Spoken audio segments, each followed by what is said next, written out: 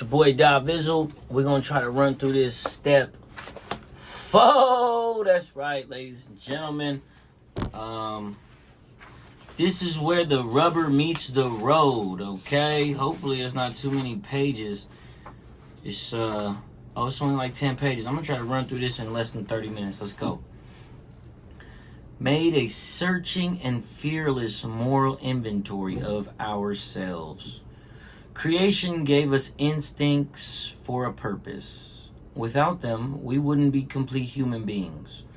If men and women didn't exert themselves to be secure in their persons, made no effort to harvest food or construct shelter, there would be no survival.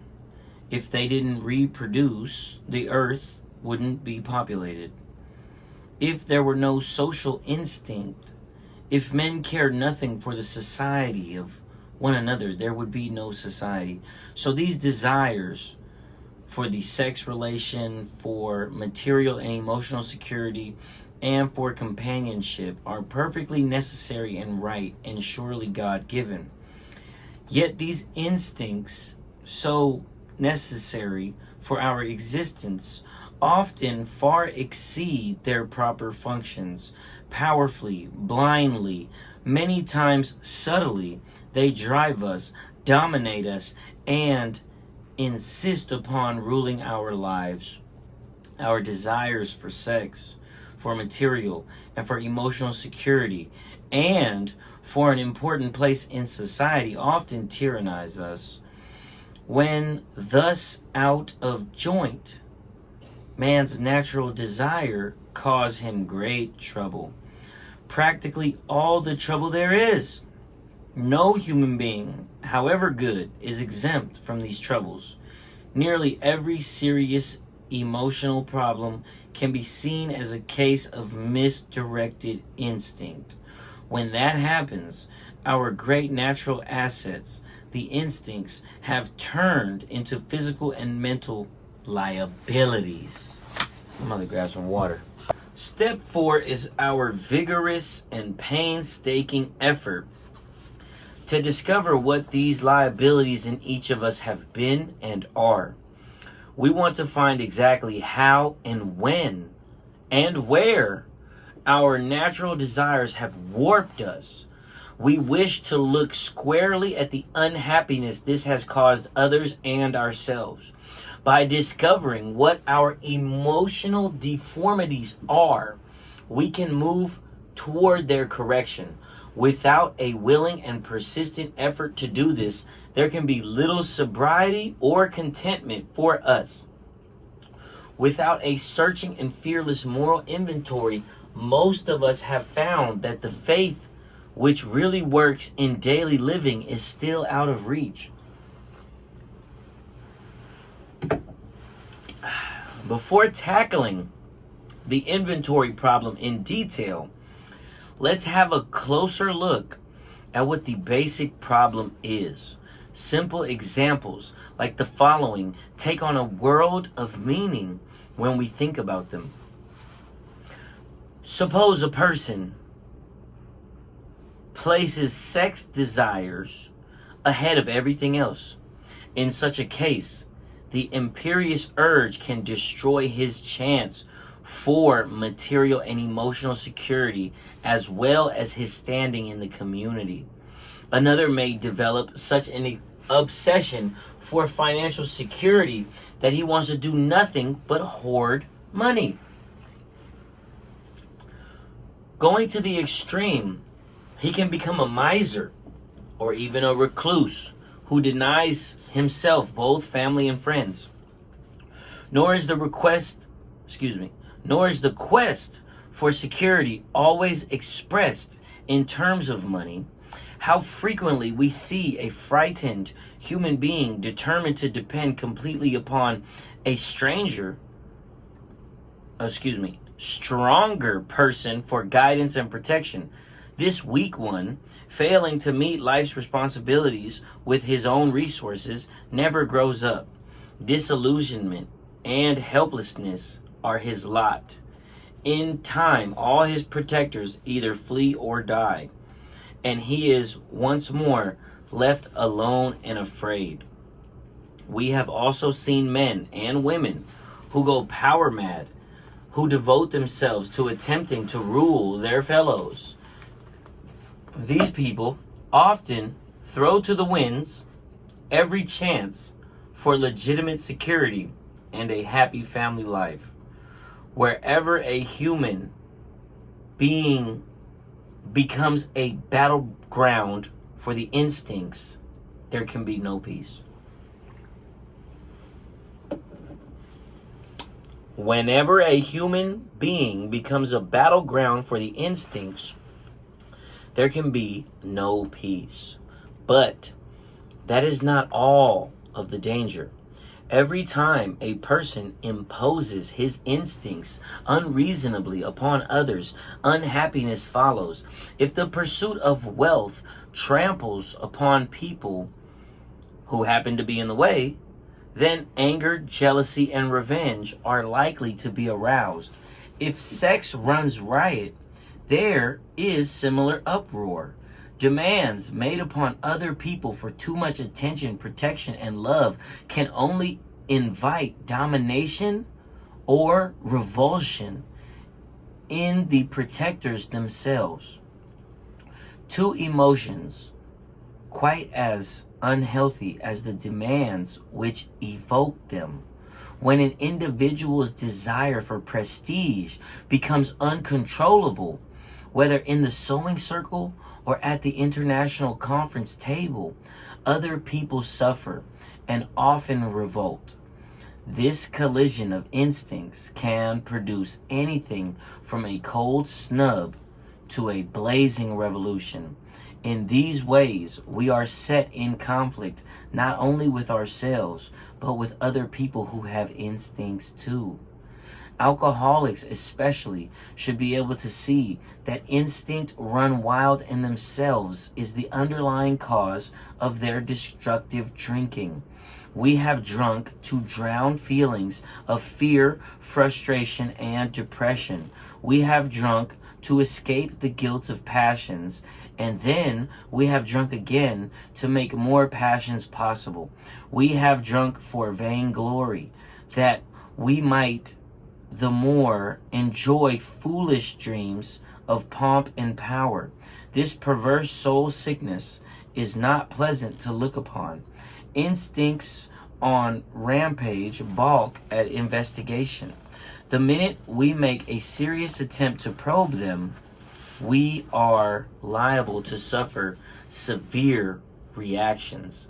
If temporarily we are on the depressive side, we are apt to be swamped with guilt and self-loathing. We wallow in this messy bog, often getting a misshapen and painful pleasure out of it. As we morbidly pursue this melancholy activity, we may sink to such a point of despair that nothing but oblivion looks possible to a solution.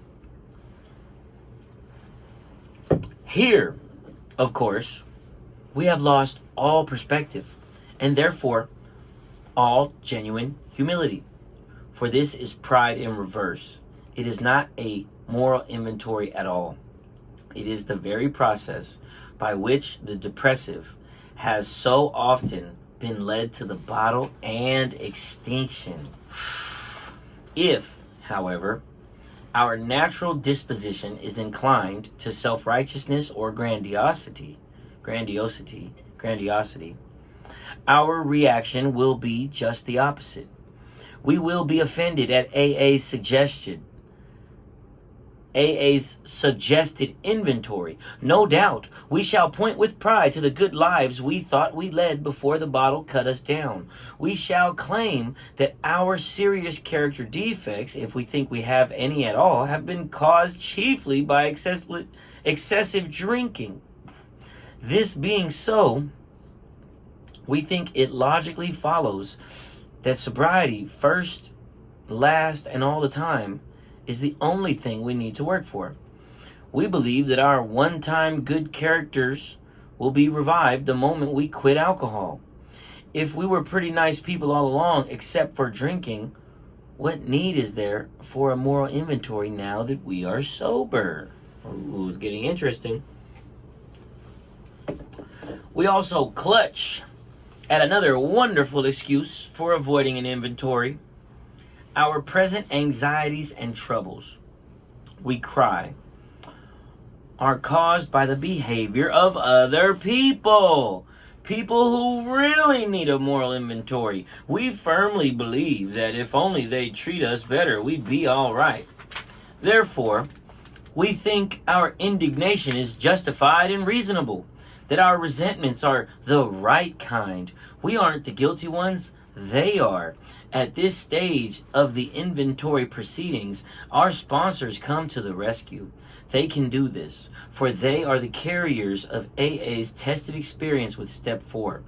They comfort the melancholy, one, by first showing him that his case is not strange or different, that his character defects are probably not more numerous or worse than those of anyone else in AA.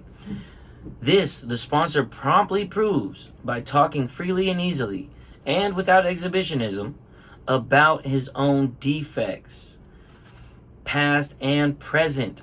This calm yet realistic stock taking is immensely reassuring. The sponsor probably points out that the newcomer has some assets which can be noted along with his liabilities. This tends to clear away morbidity and encourage balance. As soon as he began to be more objective, the newcomer can fearlessly, rather than fearfully, look at his own defects. The sponsors of those who feel that they need no inventory are confronted with quite another problem. This is because people who are driven by pride of self unconsciously blind themselves to their own liabilities. These newcomers scarcely need comforting. The problem is to help them discover a chink in the walls of their ego through which the light of reason can shine. First off, they can be told that the majority of AA members have suffered severely from self-justification during their drinking days. For most of us, self-justification was the maker of excuses. Excuses, of course, for drinking and for all kinds of crazy and damaging conduct. We had made the invention of alibis a fine art. We had to drink because times were hard or times were good. We had to drink because at home we were smothered with love or got none at all. We had to drink because at work we were great successes or dismal failures. We had to drink because our nation had won a war or lost a peace. And so it went, ad infinitum. We thought conditions drove us to drink. And when we tried to correct these conditions and found that we couldn't to our entire satisfaction, our drinking went out of hand and we became alcoholics. It never occurred to us that we needed to change ourselves to meet conditions, whatever they are. But in AA, we slowly learned that something had to be done about our vengeful resentments, self-pity, and unwarranted pride. We had to see that every time we played the big shot, we turned people against us. We had to see that when we harbored grudges and planned revenge for such defeats, we were really beating ourselves with the club of anger that we had intended to use on others. We learned that if we were seriously disturbed, our first need was to quiet that disturbance, regardless of who or what we thought caused it. To see how erratic emotions victimized us often took a long time. We could perceive them quickly in others, but only slowly in ourselves. First of all, we had to admit that we had many of these defects, even though such disclosures were painful and humiliating. Where other people were concerned, we had to drop the word blame from our speech and thought. This required great willingness even to begin. But once over the first 2 or 3 high hurdles, the course ahead began to look easier. For we had started to get perspective on ourselves, which is another way of saying we were gaining in humility. Of course, the depressive and power driver are personality extremes, types with which AA and the whole world abound. Often, these personalities are just as sharply defined as the examples given. But, just as often, some of us will fit more or less into both classifications. Human beings are never quite alike, so each of us, when making an inventory, will need to determine what his individual character defects are. Having found those shoes that fit, he ought to step in them and walk with new confidence that he is at last on the right track. Like Eminem said, God made those shoes for you, so put them on and wear them. Now, let's ponder the need for a list of the more glaring personality defects all of us have in varying degrees.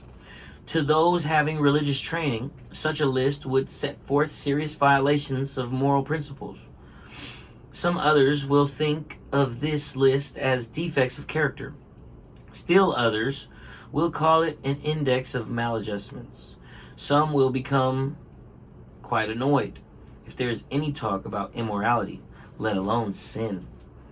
But all who are in the least reasonable will agree upon one point, that there is plenty wrong with us alcoholics, about which plenty will have to be done if we are to expect sobriety, progress, and any real ability to cope with life. To avoid falling into confusion over the names of these defects should be called, let's take a universally recognized list of major human failings. The 7 deadly sins: pride, greed, lust, anger, gluttony, envy, and sloth. It is not by accident that pride leads the procession.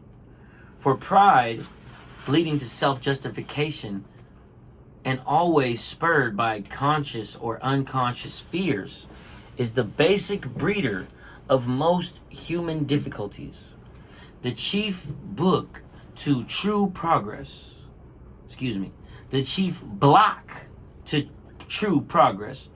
pride lures us into making demands upon ourselves or upon others which cannot be met without perverting or misusing our God-given instincts. When the satisfaction of our instincts for sex, security, and society become the sole object of our lives, then pride steps in to justify our excess. All of these failings generate fear, a soul sickness on its own, right? Then fear, in turn, generates more character defects. Unreasonable fear that our instincts will not be satisfied drives us to covet the possessions of others, to lust for sex and power, to become angry when our instinctive demands are threatened, to become envious when the ambitions of others seem to be realized while ours are not. We eat, drink, and grab for more of everything than we need, fearing we shall never have enough. And with genuine alarm at the prospect of work, we stay lazy. We loaf and procrastinate, or at best, work grudgingly and under half steam.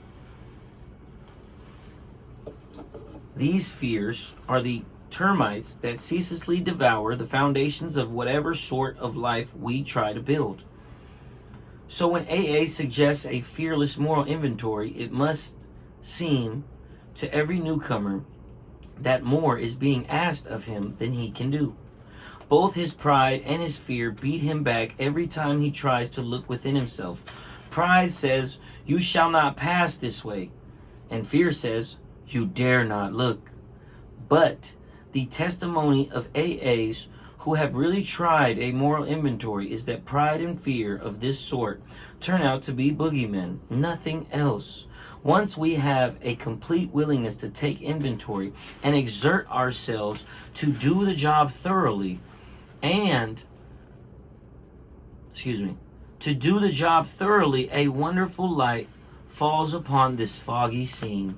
As we persist, a brand new kind of confidence is born, and the sense of relief is finally facing ourselves indescribable. The sense of relief at finally facing ourselves is indescribable. These are the first fruits of step 4. By now, the newcomer has probably arrived at the following conclusions: that his character defects, representing instincts gone astray, have been the primary cause of his drinking and his failure at life. That unless he is now willing to work hard at the elimination of the worst of these defects, both sobriety and peace of mind will elude him. That all the faulty foundation of his life will become torn and build a new bedrock. Now, willing to commence the search for his own defects, he will ask, just how do I go about this? How do I take inventory of myself?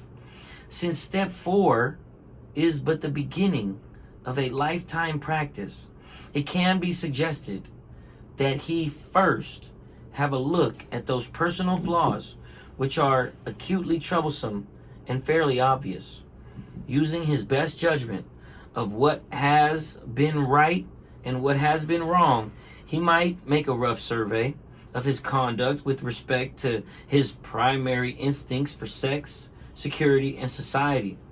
Looking back over his life, he can readily get underway by consideration of questions such as these: when and how, and in just what instances, did my selfish pursuit of the sex relation damage other people and me? What people were hurt and how badly? Did I spoil my marriage and injure my children? Did I jeopardize my standing in the community? Just how did I react to these situations at the time? Did I burn with a guilt that nothing could extinguish? Or did I insist that I was the pursued and not the pursuer, and thus absolve myself? How have I reacted to frustration in sexual matters? When denied, did I become vengeful or depressed? Did I take it out on other people? If there was rejection or coldness at home, did I use this as a reason for promiscuity? Also, of importance for most alcoholics are the questions they must ask about their behavior respecting financial and emotional security. In these areas, fear, greed, possessiveness, and pride have too often done their worst. Surveying his business or employment record, almost any alcoholic can ask questions like these: in addition to my drinking problem, what character defects contributed to my financial instability? Did fear and inferiority about my fitness for my job destroy my confidence and fill me with conflict?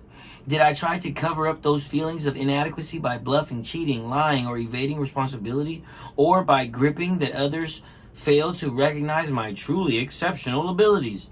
Did I overvalue myself and play the big shot? Did I have such unprincipled ambition that I double-crossed and undercut my associates? Was I extravagant? Did I recklessly borrow money, caring little whether it was paid back or not?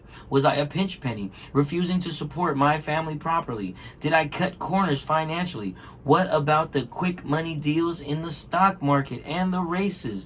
Businesswomen in AA will naturally find that many of these questions apply to them too.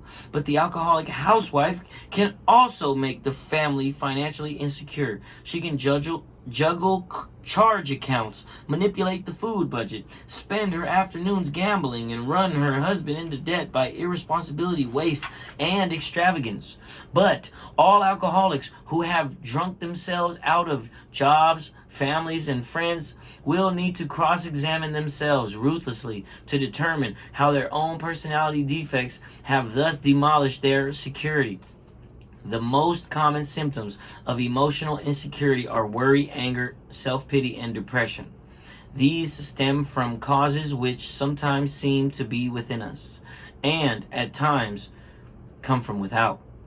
To take inventory in this respect, we ought to consider carefully all personal relationships which bring continuous or reoccurring trouble. It should be remembered that this kind of insecurity may arise in any area where instincts are threatened. Questioning directed to this might run something like this. Looking at both past and present. What sex situations have caused me anxiety, bitterness, frustration, or depression? Appraising each situation fairly. Where can I see that I have been at fault? Did these perplexities beset me because of selfishness or unreasonable demands? Or, if my disturbance was seemingly caused by the behaviors of others, why do I lack the ability to accept conditions I cannot change? These are the sort of fundamental inquiries that can disclose the source of my discomfort and indicate whether I may be able to alter my own conduct and so adjust myself serenely to self-discipline. Suppose that financial insecurity constantly arouse these same feelings. I can ask myself, to what extent have my own mistakes fed my gnawing anxieties? And if the actions of others are part of the cause, what can I do about that? Am I willing to, if I am unable to change the present state of affairs, am I willing to take the measures necessary to shape my life to conditions as they are? Questions like these, more of which will come to mind easily and in each individual case, will help turn up the root causes. But it is from our twisted relations with family and friends and society at large that many of us have suffered the most. We have been especially stupid and stubborn about them. The primary fact is that we fail to recognize our total inability to form a true partnership with another human being. Our egomania digs two disastrous pitfalls. Either we insist upon dominating the people we know, or we depend upon them far too much. If we lean too heavily on people, they will sooner or later fail us, for they are human too, and cannot possibly meet our incessant demands. In this way, our insecurity grows and festers. When we habitually try to manipulate others into our own willful desires, they revolt and resist us heavily. Then we develop hurt feelings, a sense of persecution, and a desire to retaliate. As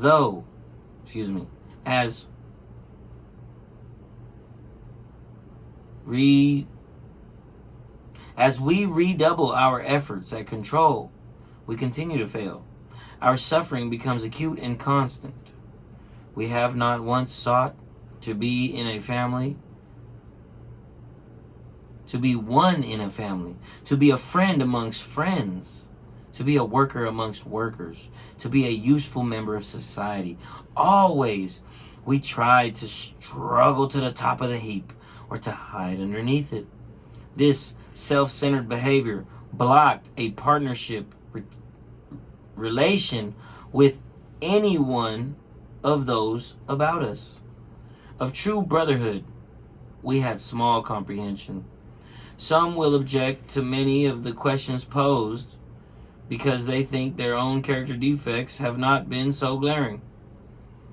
To these, it can be suggested that a conscientious examination is likely to reveal the very defects the objectionable questions are concerned with.